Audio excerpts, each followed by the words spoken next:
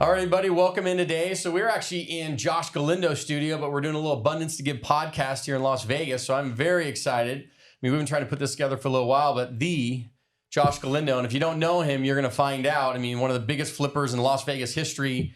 I mean, building all kinds of amazing things, media company, flipping company, rentals. I mean, the whole real estate industry. He is probably on every 10th billboard in Las Vegas. And we're going to get into that. So Josh Galindo. Yeah, where do you want to go with this thing? I mean, I'm super excited. We got to put this together and kind of come in. And I've been kind of watching a lot of the stuff that you're doing and everything you've kind of done over the years.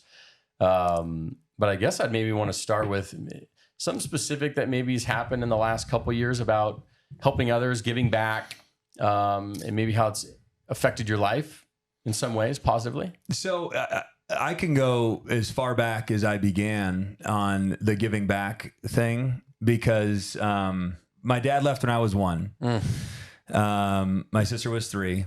So do you even remember him at all? No, I don't have, because I didn't meet him again. And I didn't actually physically meet him, like with the ability to be able to touch him until I was like 25.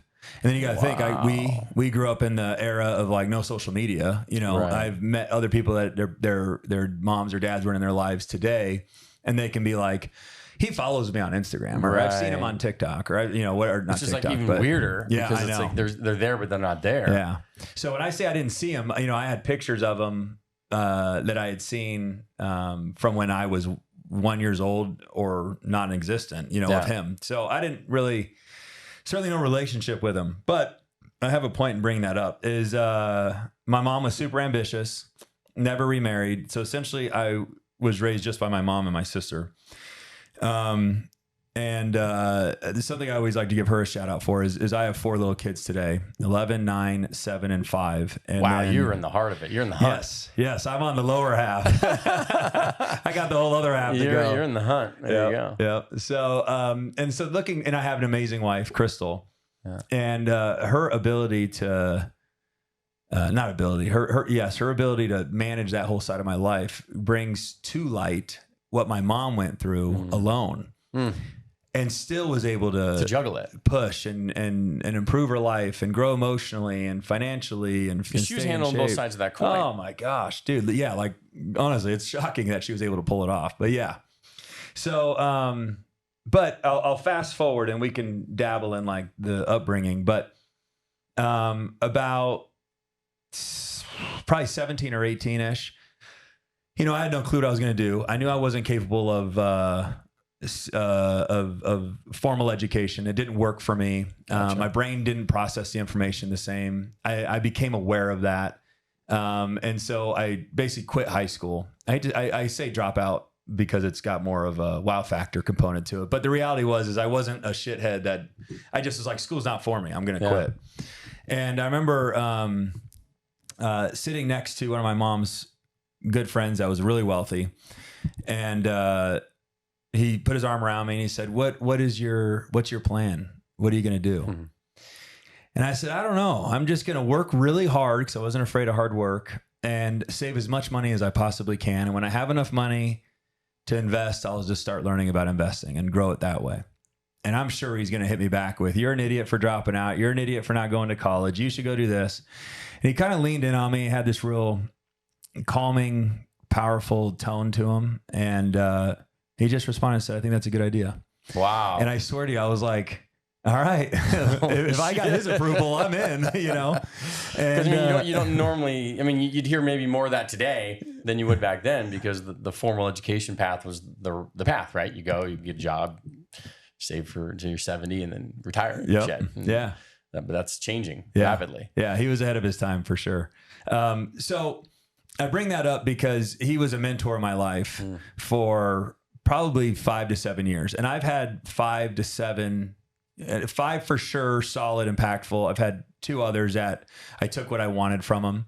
And what I loved about, as I became more aware and understanding and able to reflect on my upbringing, obviously I didn't think this when I was 16, but what the blessing of not having a dad was that I didn't have to adopt any characteristics from a man. Good or bad habits. Good or bad, exactly. Yeah. You know, I got to go and choose men that I thought would be beneficial to me and choose only their best characteristics and ignore the rest. Sure.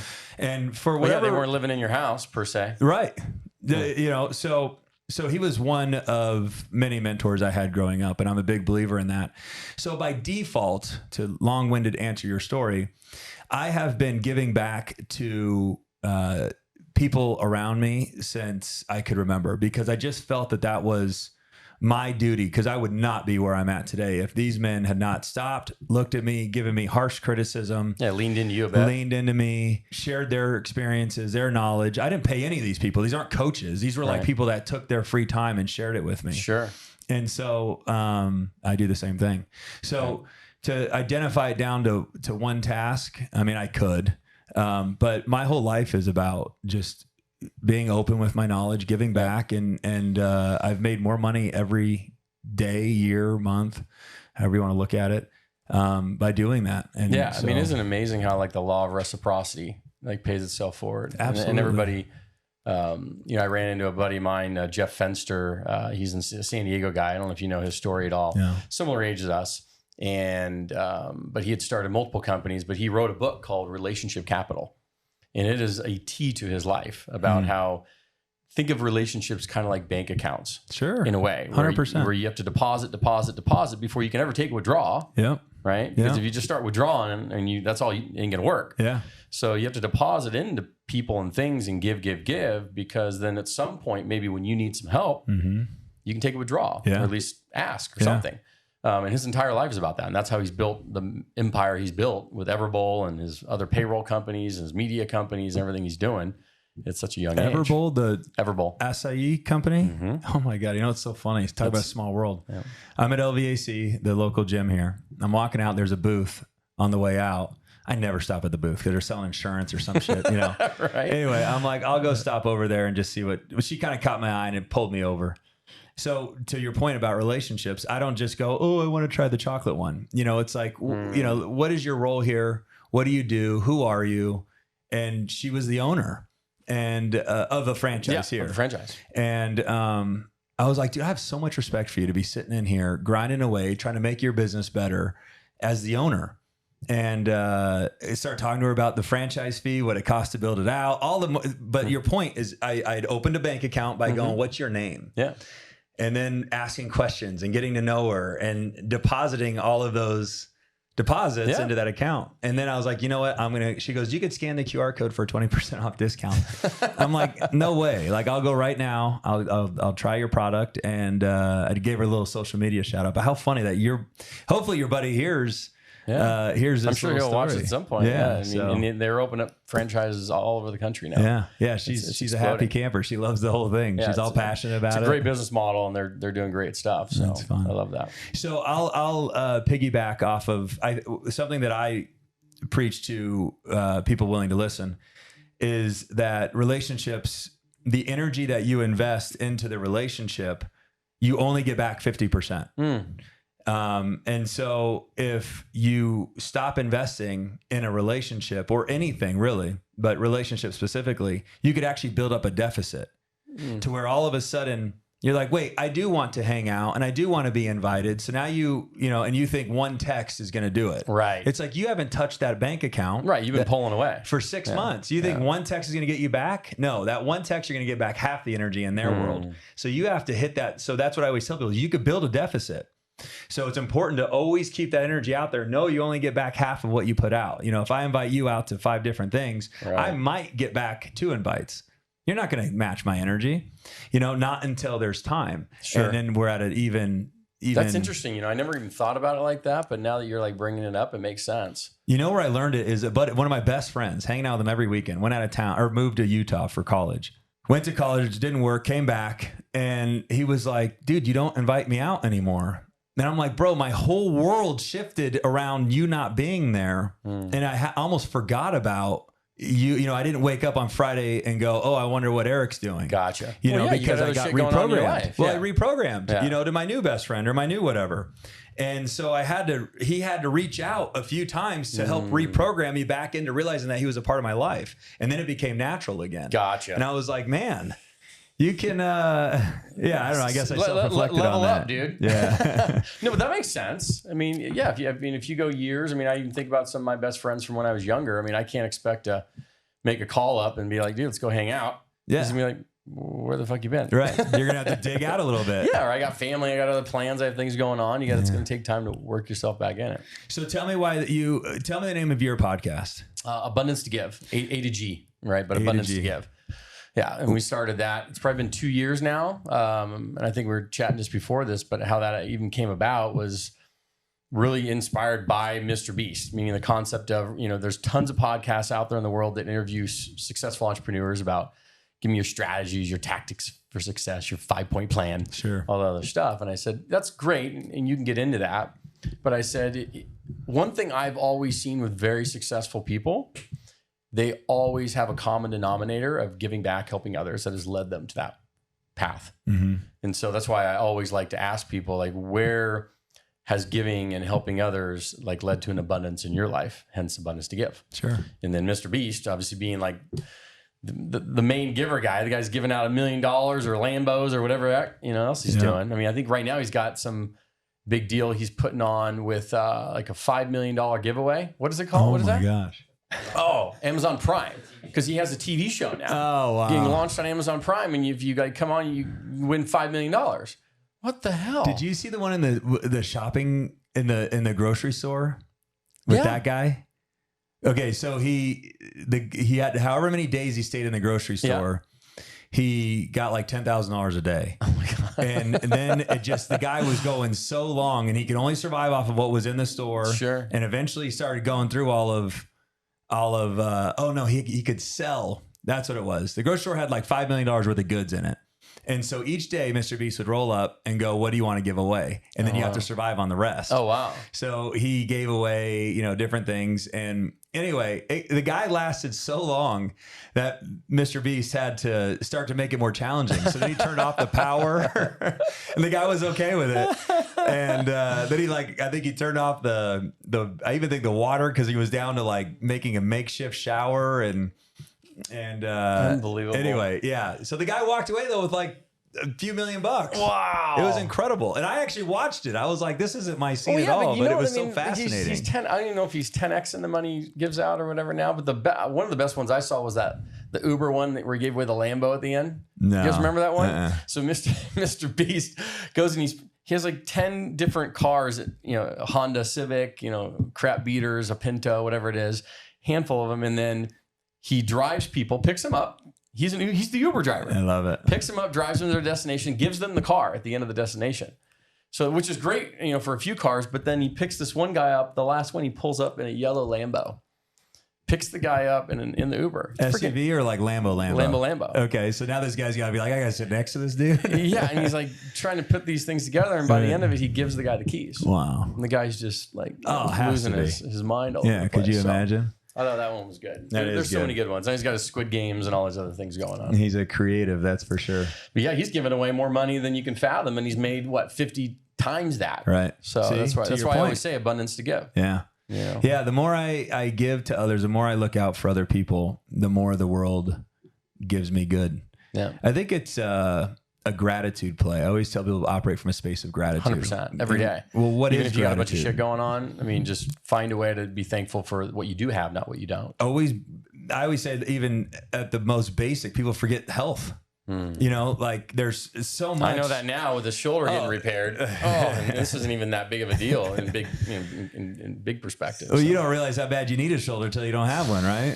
It's crazy. That applies to like every part of this beautiful thing called body. Yeah. I mean, you don't realize how much we use each piece. Did you just see the new Jamie Foxx special on Netflix? No, So you need to watch this. Okay. So I've watched it now twice. Wow, it's that good. It is very good. It is very good. He explains kind of what happened to him, but because he got sick or something. He had a brain bleed. Okay, basically a stroke, but it started with a brain bleed, which is even more severe. And then who knows how that happened, but it happened. Yeah, he was pretty close to donezo. Wow. And then had to fight for pretty much all this year because it happened May of this year. And to get to a point where he's at the end of this year where he can just now start to function again, it's pretty wild. And do a stand up. Yeah, and do it and explain what happened. But he's funny, man. But he talks about you just don't appreciate the health. Yeah. The simple thing is health, man. Being able to get up, breathe air, and talk to your family. Yeah, and hear them. Yeah, see them. Because we get so sucked into having all the material, this and this here and that there, and that's fine. But at the end of the day, if you don't have anybody to share it with, no, what are you doing? 100%. I say it too. I could give me all the money in the world if I'm the only guy standing. Yeah, it'd be fun for about 6 weeks, and then I'd be done. Yeah, I'd be like, just kill me. Yeah, because then it's like you're just sharing it for yourself. Yeah. I mean, you made it all. It's great. But if you're not getting fulfilled, I mean, they ask all these really wealthy people, and what they find is that when you actually go and help people and give back, like that's how fulfillment happens. Mm-hmm. My favorite toy, I'm a car guy. I have a Sprinter van, holds 3, 6, 7, 8, 9, 10, 11, 12 people in it.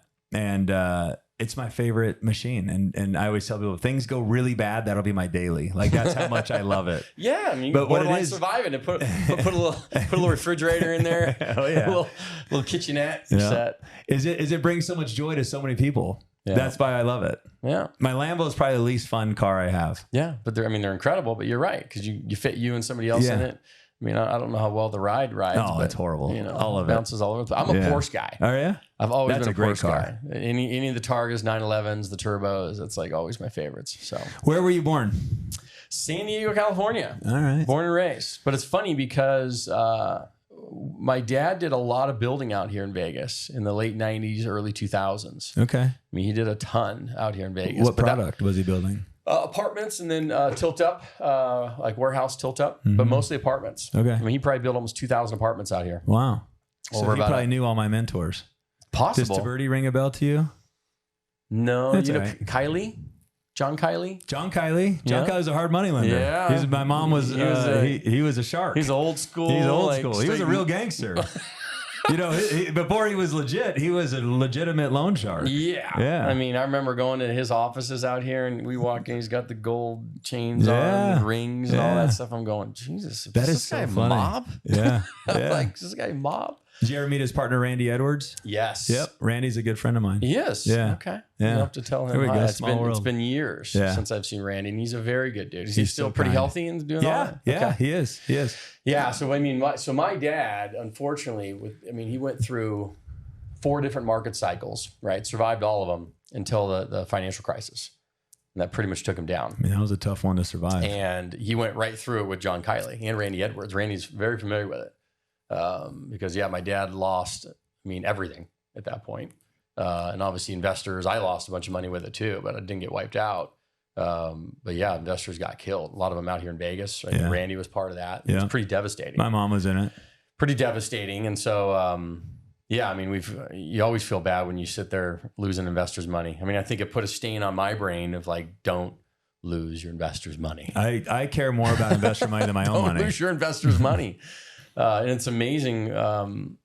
Even if you can't make them a profit in a deal, let's say something goes south and bad, just don't lose the principal. Sure. Right. I mean, if the worst call I have to make is, guys, look, it didn't go as we planned. We didn't make a profit, but here's your money back. Yeah. If I can bare minimum do that, at least, people can wipe it off and fight for another day. Yeah. But it's when you lose their principal and you were maybe reckless with it, that you're donezo, right? So did you learn a lot of what? So what are you doing now? Multifamily. Okay. Did you learn a lot of that watching your dad? Yeah, I grew up digging ditches on my dad's job sites, man. Nice. For nothing else than to learn the value of hard work, the value of a dollar. He would literally have my brother, me, and even sometimes my sister like dig ditches like 200 feet long, put pipe in it, cover it up, and then be like, what's that going to do? He's like, I don't know. He just wanted you out there working hard. To dig the ditch, just to learn the hard work. And some of it was out here in Vegas. Oh, man. I'll never forget it. Just go show you how it's like inbred in my brain. It was August, and we'd come out here in the summer. It's the second half of summer. First half was in San Diego, get to have fun with the kids for the summer. Second half was out here. He'd come have us work in 120-degree heat on his job sites. Yeah. And we'd wake up at midnight, okay? Because you can't work during the actual day. Yeah. So we'd wake up at midnight. He'd have us on the job sites by, I think, 2, 3 in the morning, right? We worked till noon, right? And I'll never forget it. We're sitting there sweeping underground garages in one of these apartment complexes, and it's just before we're getting off at noon. It's had to be 118 degrees, okay? And we're just covered in soot, right? And then here my dad comes driving down in his little 2-seater Mercedes, 1980 style, right? It was aviators on, blaring smooth jazz out of the car. So, rolls down the window and looks at me and my buddy, and we're sitting there we look like hell. And he's like, "Are you guys enjoying yourselves?" Like, we were supposed to say yes and stuff. And we just looked at him like, "Are you out of your mind? You sick fuck." Yeah. And he's like, "Then that's why you go to college." And then he rolled up his windows and he drove out. I love that. Just to teach lessons. So stuff like that. I mean, I learned that. I mean, even though he was really the transitional character in our family, because my grandmother had done pretty well for herself. My dad, similar, his dad died at 3. He was raised by his stepdad. He used to beat the shit out of him. So didn't really have that figure. Sure. And so his mom kind of did all of that. She kind of built a little apartment nest egg for herself down in San Diego. And God bless her soul, till 91, driving around a little S10 truck collecting rent. No way. But she kind of passed a little bit of that knowledge on to my dad. And then my dad started doing larger subdivisions and stuff. Sure. Like bigger stuff. But started as a real estate broker. And then said, "This ain't cut out for me. I don't like people that much." Begging everybody for business. Sure. But he's like, started building single family homes and then got into little subdivisions of homes and then started getting into multifamily. And that's how I kind of learned that business. And then I watched it, go through from the savings and loan crisis and the late 80s, early 90s, and then, .com boom and bust. And then you go into the financial crisis and watch that thing ride up and then come tumbling down. What did you educate me a little bit? It's a beautiful opportunity to learn. What took him down? Over leverage. Just too much debt. Yeah, I mean, it was so violent, as everybody remembers, because you didn't even have time to react. No. I mean, it was. No. I'll never forget it. It was April 8th, 2008, at 8:30 in the morning. Lots of 8s. My dad walks in my office. At that time, I was working for him. Walks in my office, sits down, closes the door, and he says, "The bank's just called and they're shutting down all the loans." Yeah. And I looked at him and I said, "Like, they can't do that. Like, we have loans. Like, we're under construction. We're like grading property." And he says, "I know." I told him that too. And they said, "Sue us." Oh. We had everything out. I mean, at that point, you're going to run dry real quick. Yeah. So, and they want their payments on the remaining balance. Probably. Yeah, of course. Yeah. Right. Now valuations are dropping. Everything's just going down, down, down. So, I mean, and I'll be frank. I mean, at that time, you had about 20 million in assets and $80 million in liabilities. Wow. So you can imagine when stuff goes up, say it went fast. Yeah. So, because at that point, I mean, at some point he wasn't over leveraged, but then when that happened, he was over leveraged. Sure. No, I always, to speak, to give credit where it's due to your dad and all the other entrepreneurs out there that got wiped out by that time, is that was the way you conducted, but they were doing business as usual. Yeah. So you don't expect that kind of a violent, Yeah, it wasn't reckless. It was business. Yeah. But please. But yeah, I mean, and then so I had helped him consolidate his businesses at that time. But I always say, kind of in moments of suffering, greatness can be born. So I had the opportunity at that point to become an asset manager for a lot of the major banks. Of what assets? We were doing. So I worked with a third-party asset management company out of San Diego.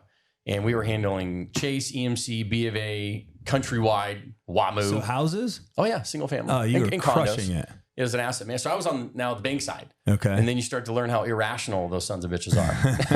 I hate the banking And I'm sitting there industry. with like computer screens, like, managing 300 assets at a time and hiring realtors all over the country to manage these things. Wow. And I was the guy behind the scenes. And I did that for about 2 years.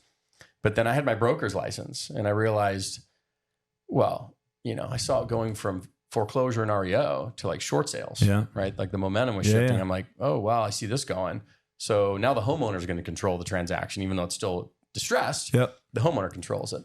So I said, maybe now's a good time to jump out and start helping families with their distressed properties and help them with their short sales. And if not save the home, at least keep them in the home as long as possible. Yeah. So we did an enormous amount of short sales for about 2.5, 3 years. Down in San Diego? Mm-hmm. Wow. A ton of them. I was a perfect candidate for it. I just came from the banks. Right. So I could walk into the homeowner, sit down with them, look at all their 5 different loans they had. And say, okay, this one's going here. We'll short sale this one here. And like, it was great. Wow. And then it moved to traditional.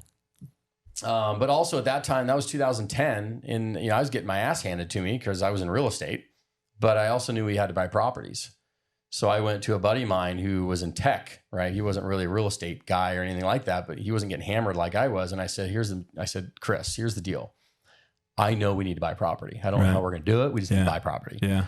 So we got $100,000 condo was our first deal. Out in San Diego? In Murrieta, California. Get the fuck out of here. What's that worth today? We sold it 3 years later, 300 and something. So it's probably worth 7 or 8 today. Probably like maybe 500 now. I don't know, something like that.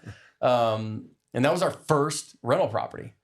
And it cash flowed at like 13%. I mean, it wasn't even a lot of money, but it was just like, we're sitting there going, shit, we got our first one.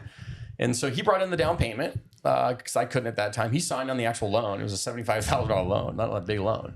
But I did all the sweat equity, right? Sure. He was the check equity at that time. I was the sweat equity. Yeah. And from there, then we started getting into duplexes. Then we got a triplex and a quad and kind of got about 20, 25 units in San Diego, just with our own money mostly.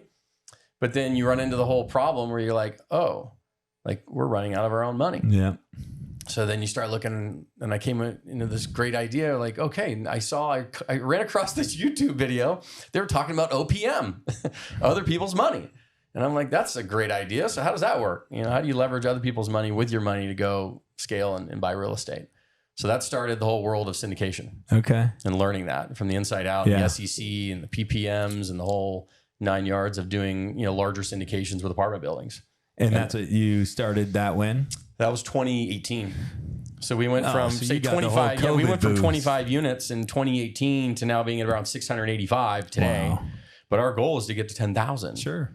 Do you buy them all over the country? We do. We're in about 6 states right now. Okay, so you're not afraid of going outside of? No, I mean it took some time to set up that infrastructure a little bit, sure.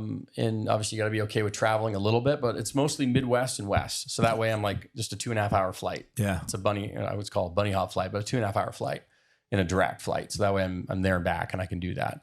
But we haven't gone to the East Coast yet; it's too much. Makes sense. I mean, if the opportunity is in between here and there, then why not? Yeah, and you can still do it. But, it's funny, too, because people say, oh, that's amazing. And it is. But it's also very capital intensive. Oh, and your money has to sit for a while. Sure. So you're not really getting the fruits of that labor for maybe a few years. Yep. Whereas then you also need to realize, gosh, like we actually need to turn some faster money over here, position it to go buy apartments. So that way you go from short-term capital gains to long-term capital gains. So that's where the flipping can come in. Okay. Right? If people want to, that's why when people say, well, do you flip or do you do wholesale or do you, do apartments? I say, honestly, if you wanted to, all the above. Yeah. Because the wholesaling and flipping is faster transactional money, right? It's a 4 to 6 month turn, if not sooner. My model is sooner, but yeah. And then the multifamily, you're going to stick your money in there. And yes, there's like 5 to 8 different ways you're getting paid during that transaction. But the chunk of your money is not coming out for 3 to 5 years or so. Yeah. So that's my whole business model is I was in commercial real estate when I first started. And I got paid every 6 to 8 months, depending on what deal I was working on. Sometimes they take a while. They take a long time. I mean, a traditional land deal, unless it was some killer price where they want us to close super fast, it could take 6 months. Yeah. And I hated the amount of time I had to wait. Kind of the up and down of that revenue cycle. Yeah. And so when I learned about house flipping, my best year was 123 homes. Wow. And for a while I did 123, 118, and 111. And man, I was getting paid twice a week. It was incredible. It was like boom, That's boom, like a conveyor boom, belt, boom. man. Yeah. And I just had a machine, and I was a machine.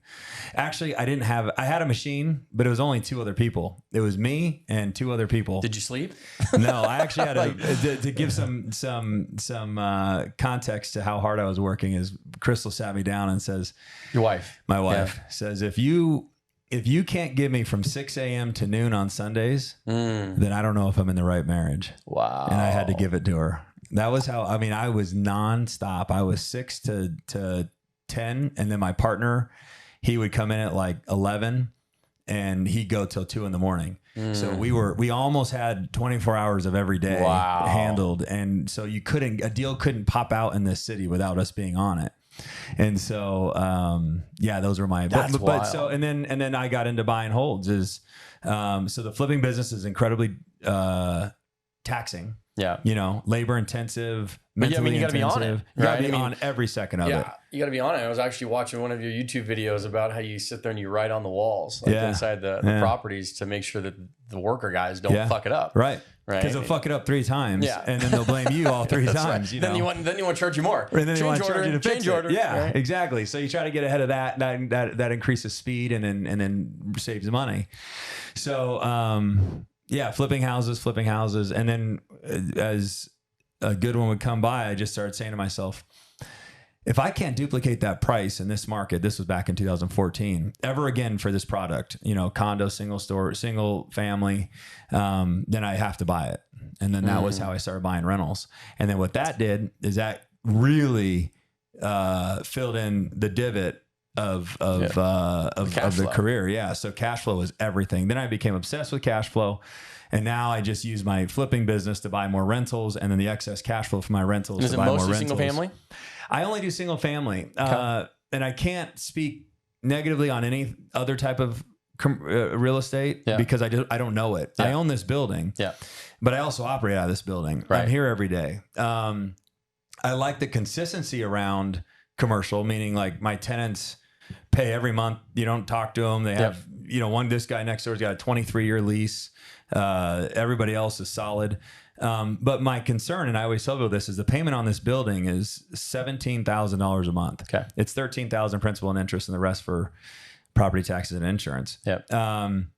If it goes empty, how long can you hold that for? Right. You know, a long time, not very long. Excuse me. Right. You're gonna, you'll burn cash quick. Yeah. So, and it can happen. People don't think it can happen, but because I lived through 2008 in my early days, I wasn't very experienced, but because I got to live through that and witness some big boys go down. Well, and it's like anything, people, and that's why I laugh when people say it can't happen, because guys, what goes up, right? Yep. It can absolutely come down. It always does, because there's always cycles. Yeah. So if anybody tells me, oh no, we're not going to have another cycle, I said, I guarantee you we're going to have another one. Do you know what's going to be? I said, it's going to be currency. Interesting. I said, it's staring at us right in the face. It's just a question of when they're going to actually pull the rug.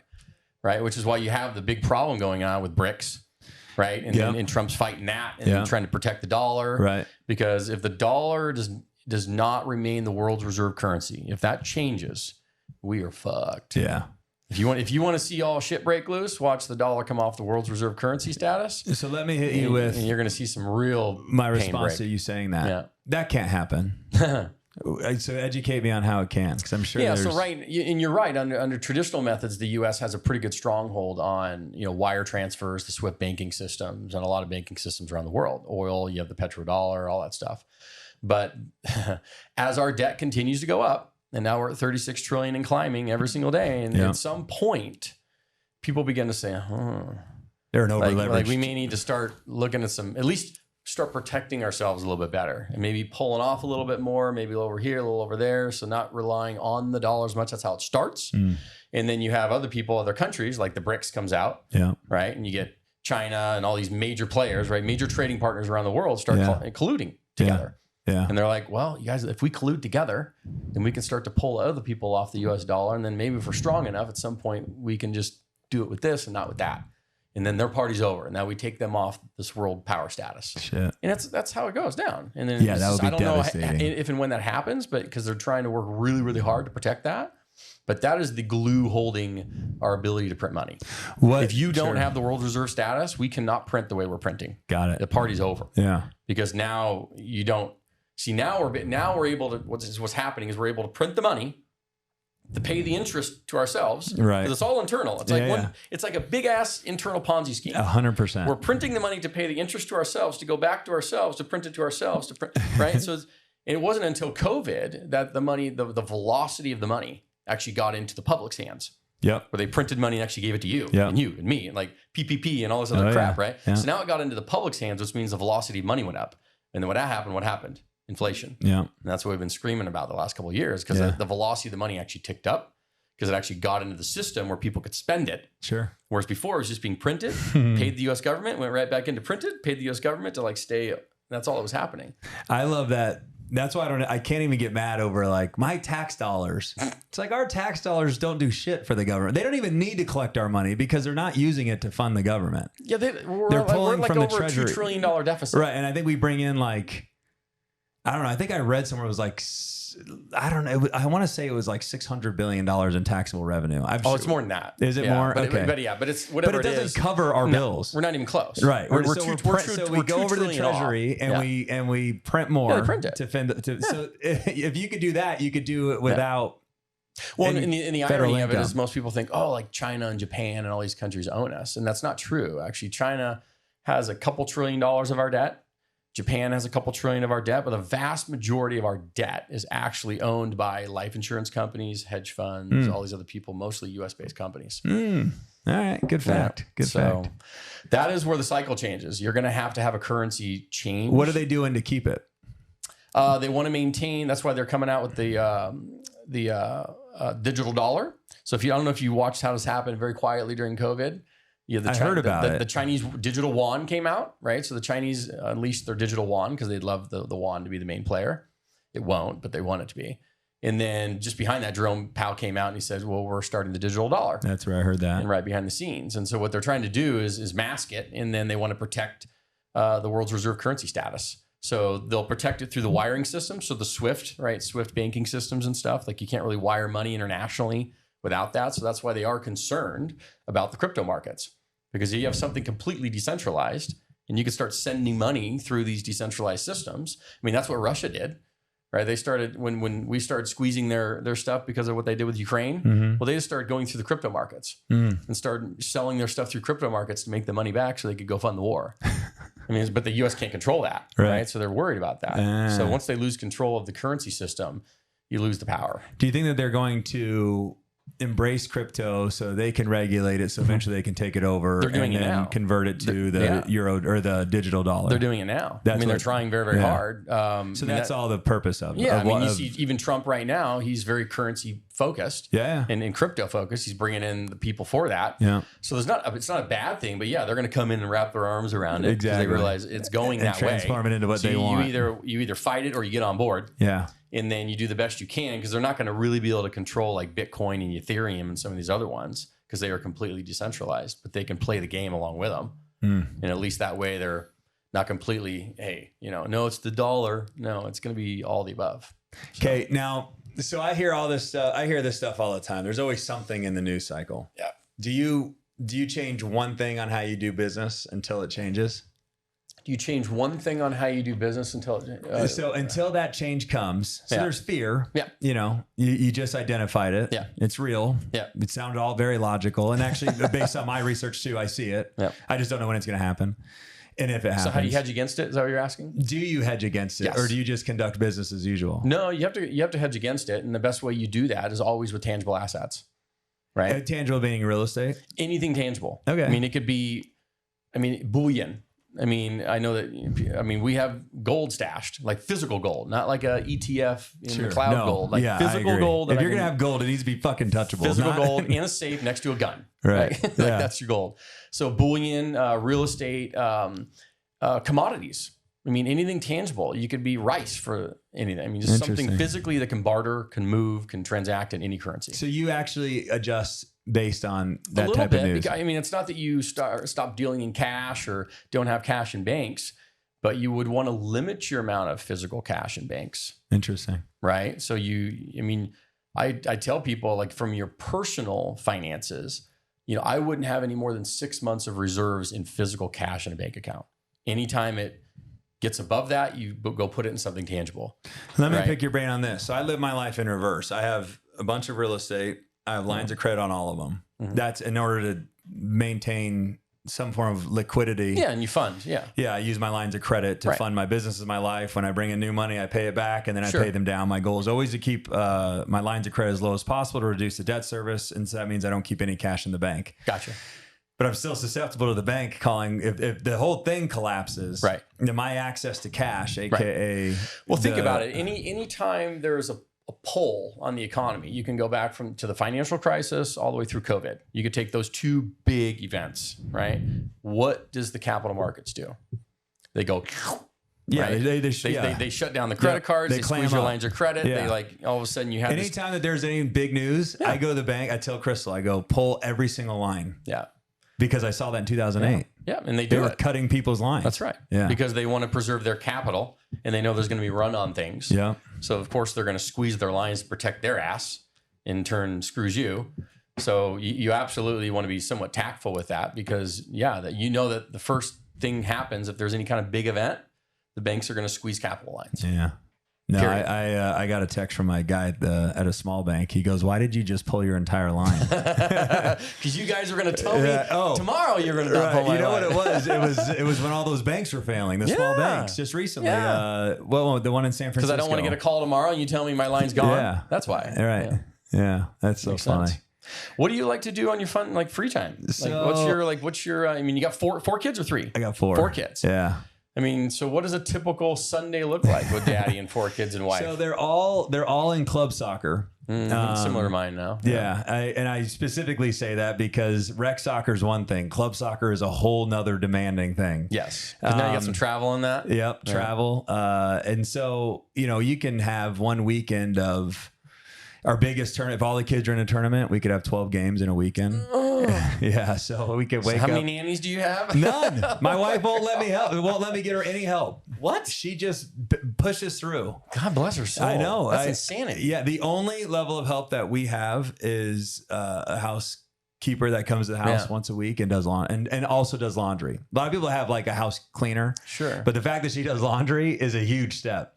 But Christmas not lights. We pay to have that done. Christmas decorations. She wants to fucking build the nutcracker, Well, listen, I get it. You want to make the home a home, and you want the experience and maybe the smells and all the things of the holidays. And I get it. The kids, and I get it. Yeah. And so she that fulfills a lot of women. That's her fulfillment. Yeah. Sure. No. That's why it's not up to me to take that away from her. Something that a little nugget for the world, since we're on the topic, is so many times people see these busy moms.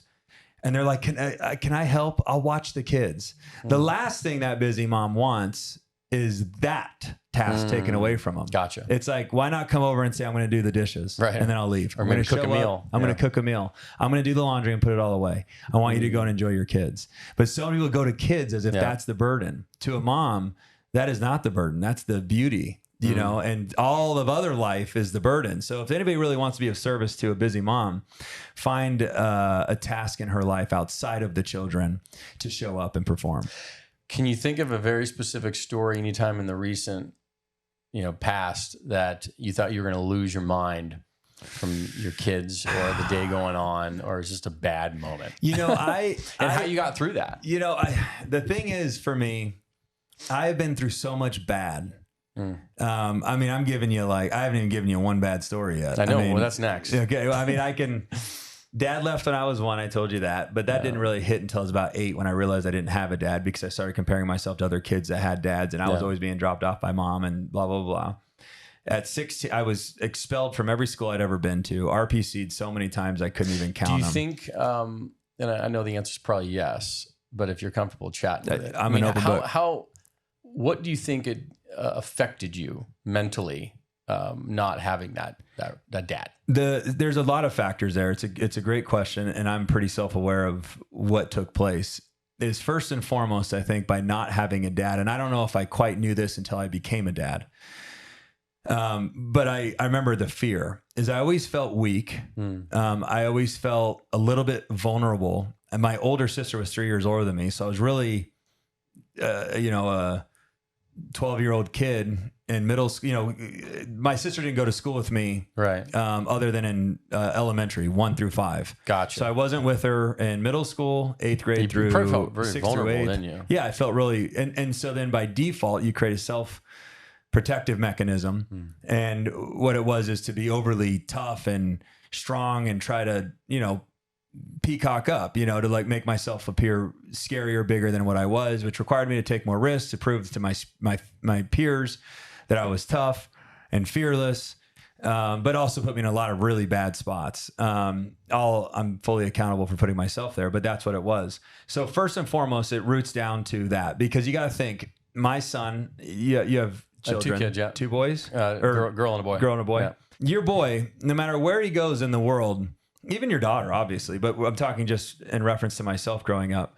There was always a level of protection if I got in trouble. Or they would, if my son got in trouble, if a kid was picking on my son at school, I'd be really picking on him. First it'd be like, you got to defend yourself, figure it out, something else, try this strategy. We would go through those steps. But if it got real bad, I'd roll up and de-skin this kid, you know, and in a heartbeat, and my son knows that, whether he knows that consciously it's like the movie or The Lion subconsciously. King, man. You know, 100%. Mufasa's coming. Right? Yep.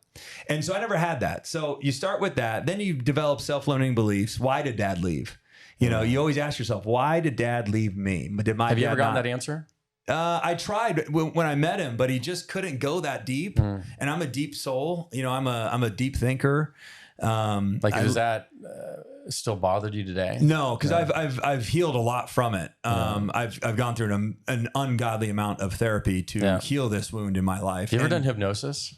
Yes, hypnotic reprogramming, but not. I did it for fun, but I have been hypnotized and totally believe in it. Yeah, and I was on a stage at the Palms in front of 2,000 people doing shit I would have never, ever done. So and it was very real. I was going to go more with the clinical side. Yes, of having a clinical hypnotist do hypnotic reprogramming into the subconscious. It's some wild stuff. It's real. Yeah. I haven't done that, but I believe in it. Yeah. And that's why I referenced the Palms story. But so yeah, you have you have self-limiting beliefs. Why did he leave me? Then you start to believe, you start to create a belief system around you based on your reality.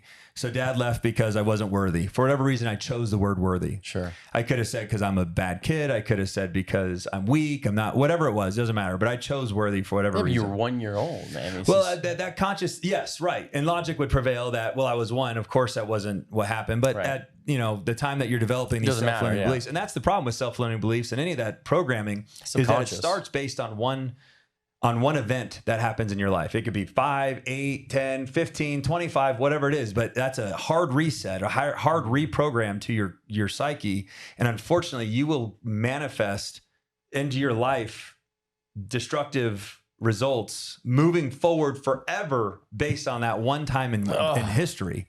So it's so important. And I know that to be true. Yeah. High level thinkers know it. You know, a lot of people out there may not understand it, but if they do understand it, then they can go back to that moment and reprogram from that moment moving forward, or they can identify what programming they have and figure out a way to make it their benefit. Yeah. I made it my benefit. I knew I had a chip on my shoulder that I wanted. At 16 years old, I made this commitment to myself. Not 16. At I'm going to say maybe 20. I always like to be factual. I do my best, at least. At 20. I was hanging out with my uncle. I'll give you a brief story. Hanging out with my uncle. He's drinking a little bit. I think I'm drinking a little bit. And he starts talking about my dad. And he goes, your dad was he was charismatic. He was a hard worker. He couldn't read. He couldn't do any math, any real math. But he could work really hard. My dad was extremely successful. $1 million a month at one point in his career. Real estate? In the real estate space. He was a mason for all of the home builders. Oh, wow. So he built every wall for Pulte Homes and Party. Wow. Yeah. I mean, think what that contract was. So anyway, and I remember looking at him, and I was still a little sensitive around the dad thing. No one had actually really talked to me about it. I wasn't old enough to process what had happened. And I'm like, why the fuck are you telling me all this? Like, you think this is making me feel better about how cool my dad is? Why he's not here? Why isn't he here? Right. And he goes, where the fuck do you think you got it? And I was like, whoa, like that hit strong. And I knew what he was building up to. Sure. He was, anyway, that night I'm driving home and I see a sign, a billboard. And I said, I'm going to make sure that I'm so successful that no matter where my dad turns in this city, he sees me. Oh my God. And it was that, people don't understand, that was what the billboards were about. Oh, you got all your fucking billboards everywhere? But, now I'm 39 years old. You got to remember that was 20 years ago. But that was, what my point was, is I identified the issue, the belief system that I had. And instead of beating myself up for it, trying to suffocate it with, abuse or drugs or alcohol, or trying to go to therapy and therapy my way out of it for 10 years. I was like, you know what? It's here. I'm going to use it as a motivator to get this plane off the ground. And once that plane's off the ground, that chip on your shoulder kind of goes away. Sure. That's what people don't get, is like that. It's almost like a release. Yeah, it's a release. And whatever that fuels that initial punch. Once that plane's off the ground, like I don't wake up anymore and go, I just want to rub it in my dad's face. Like I don't even think about my dad anymore. It happened for like the last 10 years. Yeah. But so that was what my point was, is and this is the stuff that I like to to dive into as far as depth, and really what allowed me to be successful. There's so many people I could tell, I want to know how to flip houses. I want to be successful like you. Okay, great. Go buy a house, identify the ARV, buy 70% of the ARV, and then minus out your construction. There, I taught everybody how to flip. I mean, that's the ideal way, right? Presuming you can get it like that. Sure. Yeah. It's not perfect, but my point is that people ask how to be successful, and I go, okay, do this. That's not how to be successful. Yeah. What was to be successful is learn how to have grit, learn how to push through, learn how to overcome, learn how to not be triggered by everybody around you, learn how to, communicate and articulate your thoughts and be more creative. I mean, dude. I would say I was watching a thing on Lewis Howes, Lewis Howes, the podcaster guy. No, hit me. And somebody had asked him, like, what do you think is the number one trait that people can learn that will help them be successful in life? And he says, emotional discipline. Absolutely. He says, if you can have emotional discipline, because there's so many triggering things in the world, right? From personal things to professional things to coworkers to shit going bad in your day, shit going bad in your personal life, just all the shit. Yep. And if you can't do your best to maintain emotional discipline through it, to actually try and be more logical versus emotional, it can save you a lot. Because it'll save relationships, it'll both business and personal. It'll allow you to get through tough situations and actually think through them versus like just reacting and making a dumb financial decision. I mean, all these things that can stem from that. I think that's so important. I'm going to piggyback on it. I just had a conversation with somebody in my flipping business about the results that we had this year and the results we are hoping to have next year. And the topic of the conversation was, well, next year we'll have the kinks worked out and it should be a lot smoother and it'll be less chaotic. And I said, guys, stop. The fuck will never stop showing up.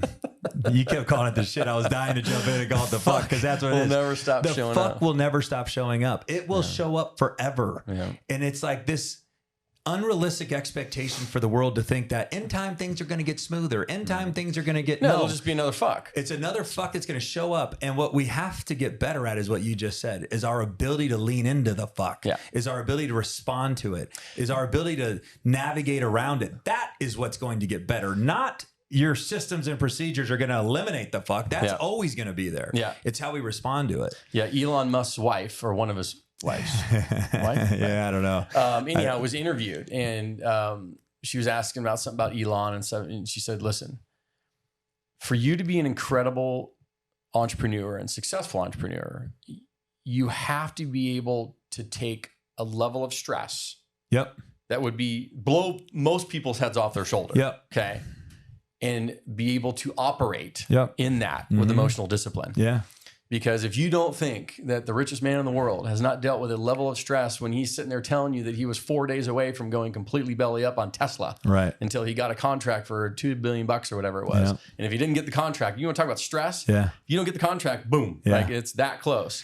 So being able to deal and delegate inside a level of stress where most people would lose it. But being able to like stay calm in that moment of chaos and have that emotional discipline to walk through that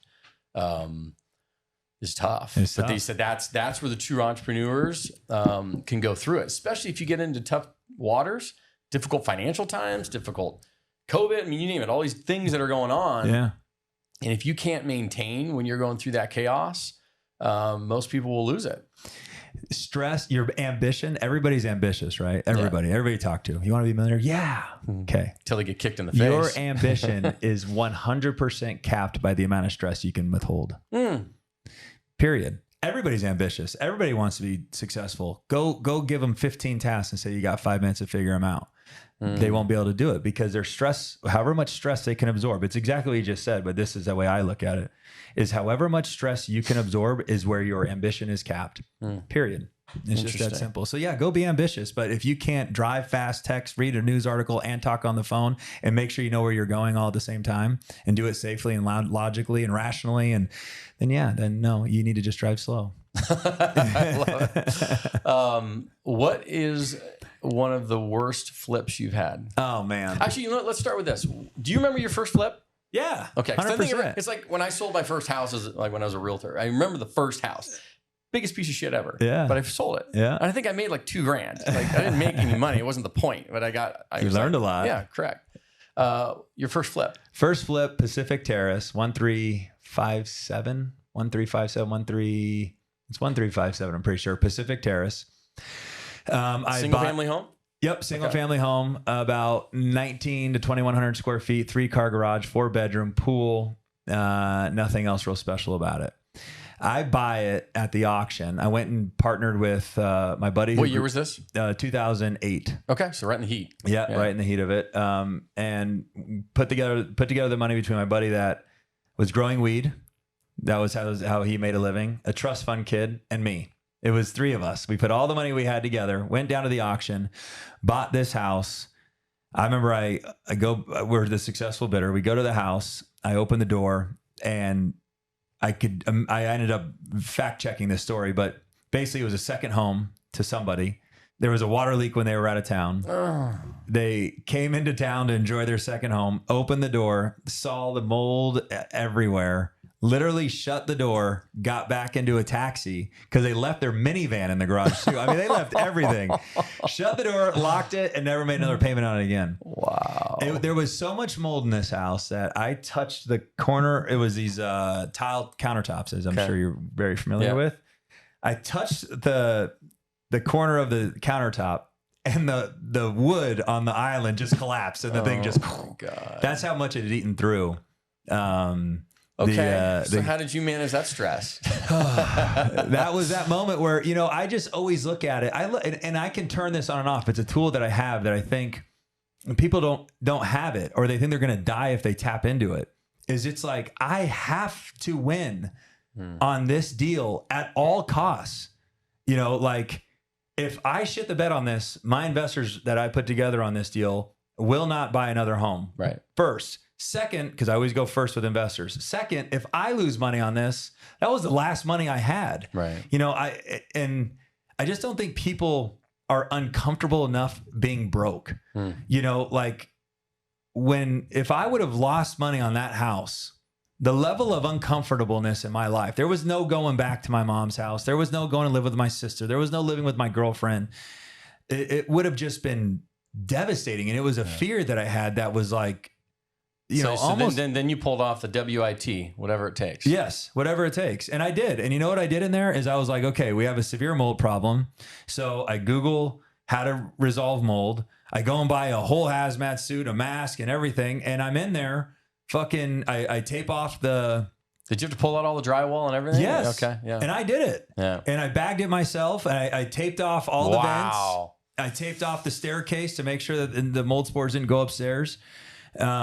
Bleached the whole fucking house, mold killered all the studs, sanded them down. I was like, you know what? Because here's the thing is most people, the pain of losing isn't great enough for them to go, I'm going to hire somebody to go do this. Exactly. To me, it was like, that would be me taking the L up front. Yeah. And so, because the amount of cost would have been astronomical. Mm-hmm. I mean, not to mention they probably would have come in and your brain could just go. Yeah. So that was my first flip. But what was great about that flip is that everything on it needed to be redone. So the roof was fucked up. Okay. I had to do a replaster. I didn't even know what a replaster was. Pool equipment got stolen. So that thing was down to the studs almost. On the first floor, it was 4 feet up. Yeah. And so what I said to myself was, if a blind monkey can do this job, I'm going to do it. So I was in there chipping out tile. Get down to the thin set. People think it's just chipping out the tile. The thin set's the hard part. Yeah. So I'm in there with a scraper getting the thin set out. I'm laying sod. I'm doing the landscaping. Wow. And I didn't know how to do any of this stuff. And that's what's so frustrating me. There's no excuse in this day and age for people to be stupid. Yeah. There just isn't. No, it's lack of effort. How do you lay sod? Go to fucking YouTube and type in how to lay sod. When I was super broke, this is when I knew that YouTube eliminated the ability to be lazy and stupid in society. Is my wife's Tahoe gotten broken into and the window smashed. I'm like, it's $500 to get it fixed at a shop, or I can buy the glass for $70 from a junkyard and I'll do it myself. My wife and I, step by step on YouTube, took the fucking door off, slid this piece of glass back into this door and put everything back on perfectly. I'm like, if I can do that, there is no excuse for anybody on the planet to be stupid anymore. So it's lack of effort. It was lack of effort. Yeah. And it's not even I want to say it's lack of effort and lack of creativity, but I'm giving the answer right now. It's YouTube. We have, Elon Musk said it the best. We are already superhuman. The only thing that separates us from a superhuman robot is the delay between typing in this phone, us reading it, and then knowing it. Computing. If this thing was, put into our brain and we can just have a thought and then give it to us, we're superhuman. Yep. So we are essentially superhumans just by this one simple device. And so for people to be stupid or lazy or come up with excuses is irrelevant. I feel like I to deal me. with it a lot too, because I feel like there's too many people that just work for just enough of the paycheck. Mm-hmm. They're not in it for the ride. They're in it for the money. Yeah. You got to be in it for the ride. You got to be in it for the journey. If you're in it for the journey, then you're craving the information. The paycheck's the bonus. And then by craving the information, you're the first guy to step up and reward that person with more challenge. Yeah. By more challenge, Bonuses they make more money. and all that stuff. Yes. Yeah. But instead, they're just there for the paycheck. And then wake up in 10 years and go, what the fuck? Why am I still broke? Or they blame you. Right. Yeah. I had no opportunity at your company. I'm leaving. Yeah. Did you ever hear, if you've ever, this was it was on stage. I think it was Andrew Cannoli. He runs the Spire tours right around the country. And he says, has anybody ever explained the money game to you before? Money game. So this was wild, because this was about 2 years ago I heard this. I was like, man, I wish somebody explained it to me like that before. I'm excited to hear. So the United States capitalistic system as we know it today is made up of two groups. You have creators and you have contributors. Creators and contributors. Creators are business owners, entrepreneurs, investors. They create products and services. They put them into the marketplace, and then the contributors consume them. So then the money leaves the pocketbooks of the contributors and moves over to the pocketbooks of the creators. And then the creators do more products and services and put it back into the marketplace, and the contributors consume it. And it's just one big cycle of this shit going on. And he says, who do you think the IRS likes more? Why do you think the IRS was even created? I said, the IRS loves creators. And I wouldn't say they punish contributors, but they don't give you the tax breaks. No. Why? And everybody's like, why? Because you're not moving enough money. He says, if you want to make a shit ton of money in this world, and if you want the best tax write-offs and keep the most amount of money in your pocket, you need to move money. Yeah. Because hence the word capitalism is capitalism. You move money. Yeah. It's the movement of money. Sure. So the more money you move, the best tax breaks you get, which is why the IRS loves creators. Because what they're thinking is, hey, you're going to either take debt or money or something. You're going to move that money, create capital and systems in society. And because of that, we're going to give you the most tax write-offs so you can grow that wealth and move more money, right? We know we're going to get ours. At some point, we're going to get our piece of the pie. 100%. We're going to get a piece of a bigger pie. Yeah. And then over here, your contributor, granted, you're part of the system, but you're a piece of it. So we're not going to give you any tax write-offs. We're very limited. And then you just pay your little W-2 tax income and you just pay for all the products and services. And then it goes over to the pocketbooks of the creators and they do more of the stuff. And that's how the whole system works. That's great. And so that, when I understood, I was like, so they're like, and then everybody's like, I want financial freedom. I want passive income. I want all this stuff. I said, great. Never going to happen as a contributor. Right. It cannot happen as a contributor. It's not possible. I said, the only way you get financial freedom and you get passive income is as a creator. Yeah. It's the only way it happens. I tell my sister, that's a beautiful explanation that I will have to watch again to make sure that I can replicate it as well as you just did. My sister's making like $100,000 a year. Yeah. And I'm like, W-2, like working at a job. At a job. Yeah. And I'm like, you get whacked harder than anybody above you. I feel like from that 100 to 150,000. Especially really if you're a high income earner, W-2. Yeah. Yeah, you're getting crushed. Yeah, because you have very little tax write-offs, and you're at a higher progressive tax bracket. Yeah. They favor us. They based want on what you just said, because they need it, because they need money to move. Yeah, and so they're going to benefit the movers of money. And so if you move a lot of money, you get the most tax breaks. If you don't move a lot of money, you get the least tax breaks. It's really simple. And then, so that's why the IRS they give all the tax breaks, and then everybody gets pissed off. Right? Why are all the rich people getting richer? Well, because they move a lot of money. Yeah. So the IRS gives them a bunch of tax breaks, and then you get pissed off they're giving you tax breaks. So why don't you just become a creator? Right. And don't then you can participate Correct. Too. Yeah. So if you want what they have, you got to become a creator and get out of the contributor role. But most people are so scared of leaving that Friday paycheck because of the consistency of it. And at least in their mind, the safety of it. Yeah. But I also sit there going, wait a minute, it's not safe. I said, you see, anytime there's a downturn or a recession, you're easily fireable or let go. Yeah. So you thought you had a safe job and a nice Friday paycheck, but you really don't. Because anytime there's a blimp in the economy, what do you think the creators have to do? They have to shrink in order to protect themselves. So they're going to have to let people go just because it's a business decision. Right. And then you're left out there with a you-know-what in your hand. Yeah. So it's really not as safe as you think. No, not even close. So. I always think too, if you're going to, I'll just say as an investor, as an entrepreneur, creator, what is Josh Galindo worth as a W-2 employee? Oh my God. You know what I'm saying? If I go down to Las Vegas Boulevard right now, high school diploma, no. Yeah. Any college, no. But I'm a fucking leader. I can communicate. I'm great. They're like, okay, we're going to reward you a little bit for that. You're worth $72,000. Wow. I'm like, I might as well take a shot on me. Yeah. Yeah. 100%. I might as well take a gamble here. Yeah. I mean, especially in today's world where there's so many different ways to make money. I know. So many ways to make money. So it's, it comes down to, like you said, are you willing to take a bet on yourself, take some risk and get out there? And, you know, if you fail, so what? Someone was asking me the other day, Justin, what's your greatest fear? And I said, honestly, being 80 years old on my deathbed, having to have a conversation with my 40-year-old self and telling him I'm fucking sorry for not going for it, for not going for it. Yeah. Cause that like, to me, scares the out of me. That's beautiful. I mean, I think it does you too. It does. Absolutely. It does no, that's too. why everything's be legendary. Yeah. I mean, I have it tatted legendary and be grateful. And it's intentional. I want to live a legendary life. Yeah. And if I'm ever up against a hard decision, I actually go back to this and go, okay, if I pull this off or if I commit to this decision, will the outcome be considered legendary? And if the answer is yes, then I'm like, okay, you know, if not, then I just move on from it. But I try to always filter everything through. That's like building that big ass tree out there. I always go back to that. Like I walked out there and I'm like, what in the world? Yeah, I built that with my hands, you know, and we have a boom lift and I'm all the way at the top of it. And my son my wife comes around the corner from picking the kids up to come help us every year. And I'm at the top and I look down and I know they're looking up at me going, my fucking dad, he's unbelievable. Whether they understand it now, they will. Most dads aren't up there doing that. Well, shit, they say, you know? I'll remember, we finish on this, but my football coach in high school, he always preached these two things. He says, how you do anything is how you do everything. How you do anything is how you do everything. So make your bed, make the shit out of it, right? I don't know, make your breakfast, how you do anything is how you do everything. So he says, don't show up half-ass, right? If you're going to do it, do it.